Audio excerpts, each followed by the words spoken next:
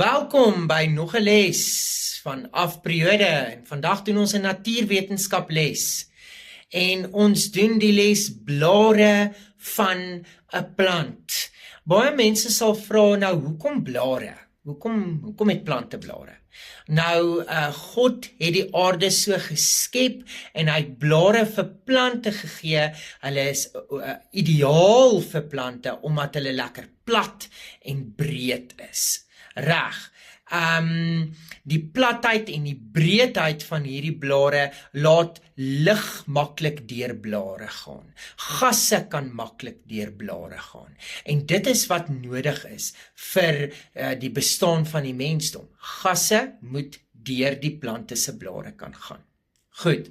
So dit is hoekom blare so belangrik is en ideaal is vir plante om te hê. Ons kyk nou verder meer hier na onder, hoekom chlorofil? Wat is chlorofil? Blare bevat chlorofil.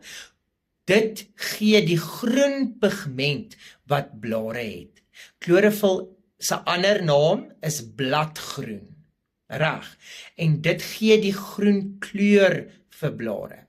Chlorofil is ook daar om die sonlig aan te trek in die blaar in. Onthou, ons het die belangrikheid van fotosintese al gedoen.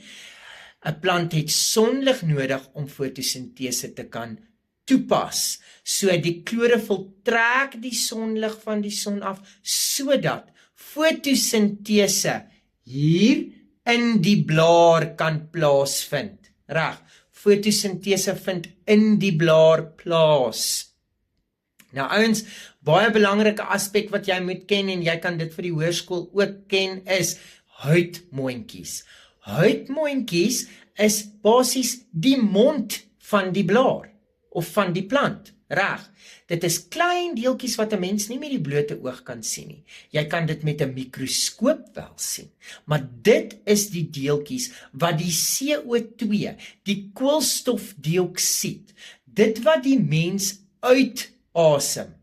asem die plant in en hy asem dit in deur daai huidmondjies, deur daai deeltjies wat ons nie met die blote oog kan sien nie, gaan die koolstofdioksied in en onthou fotosintese vind dan plaas, chemiese reaksie binne die plant, doep en hy laat suurstof weer uit sodat ons wat die mens is weer daai suurstof kan inasem vir respirasie, sodat ons kan leef. So dit is hoekom blare baie belangrik is. Reg. Ek hoop julle verstaan dit na hierdie les en julle vat dit saam met julle, want die volgende les wat ons gaan doen gaan fotosintese wees, so dan onthou asseblief hierdie belangrikheid van blare en definisies en chlorofil en huidmondjies, sodat ons die volgende les net makliker mee kan aangaan. Mag julle 'n wonderlike pouse hê en 'n lekker dag verder en ek sien julle die volgende afperiode. Totsiens!